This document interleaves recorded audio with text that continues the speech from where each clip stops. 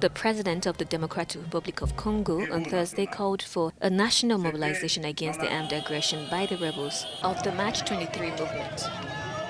President Felix Tshisekedi made the remark on the occasion of the celebration of the 62nd anniversary of the country's independence on June 30, 1960. A recent resurgence of the M23 rebels has escalated tensions and conflict in the eastern DRC, leading to a dramatic increase of civilian casualties and displacement. During the third East African Community Heads of State conclave, on June 20, leaders agreed to deploy a regional force to stabilize and secure peace in the DRC.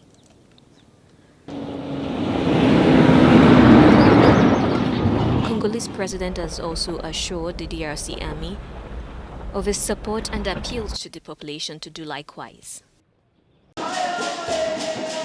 Nigeria and Germany signed Friday an agreement in Berlin, paving the way for the return of centuries-old sculptures known as the Benin Bronzes that were looted in the 19th century and displayed in European museums.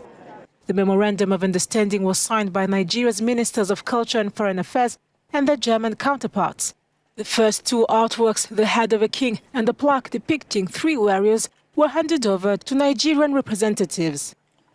Today we have reason to celebrate, because we have reached a historic agreement. The Benin Bronzes are returning home. These pieces are not only magnificent artifacts, they are some of Africa's greatest treasures. But they are also telling a story of colonial violence. The Prussian Cultural Heritage Foundation, which oversees many of Berlin's museums, started negotiations last year. We wanted to usher in a new era of cooperation between our two countries. Because looking back is one thing, but we are here as politicians, as society, to build together the future. Germany has around 1,100 African artifacts. Negotiations are still ongoing as to which of the bronzes will be returned to Nigeria, where a museum in southern Edo State should house them. Others will remain in Berlin on loan. A new wave of violence in Cabo Delgado, northeastern Mozambique, has forced more than 30,000 children to flee in June. The NGO Save the Children said Friday it was the highest number of children uprooted in a single month since the Jihadi insurgency destabilized the oil-rich province in 2017. The 16-nation regional mission has been backing Mozambique in its fight against the insurgents since last year.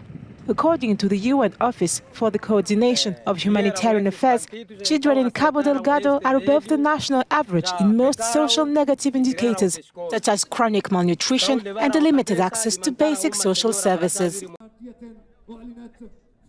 The Sahrawi independence fighters jailed in Morocco for killing police and army personnel in 2010 have filed a complaint to the United Nations accusing Morocco of arbitrary detention. In their petition, the 18 activists accused the kingdom of torture and political repression. They are among a group of 23 Sahrawis handed sentences ranging from 2 years to life in prison in the so-called Gidem Izik case, a reference to the name of the camp near Laayoune, the capital of Western Sahara, where 11 Moroccan policemen and gendarmes were killed in November of 2010. The Moroccan judiciary confirmed their sentences in 2020. A support group for the prisoners said their convictions were based on confessions obtained through torture. The conflict in Western Sahara, a vast desert territory rich in phosphates, has pitted Morocco against the Polisario Front for decades. Morocco has proposed limited autonomy for the territory, but Polisario has demanded outright independence.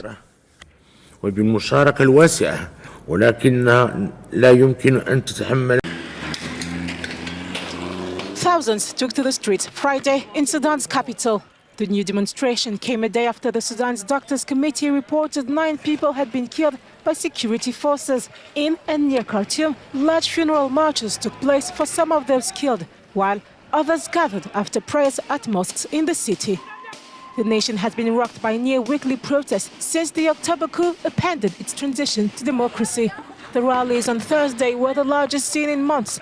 Sudanese military authorities have met the protest with a deadly crackdown, which has so far killed more than 100 people. God willing, this is the beginning of the downfall of the coup of Burhan and the deputy head of ruling council, and it will be the beginning of laying the foundation for a civil democratic state and the beginning of retribution for the martyrs and an end to impunity. Sudan's police accused protesters of wounding military and police officers as well as damaging vehicles. The African Union, the UN political mission in Sudan, and the East African Regional Intergovernmental Authority and Development Group expressed disappointment over the continuous use of excessive force by security forces and lack of accountability for such actions, despite repeated commitments by authorities.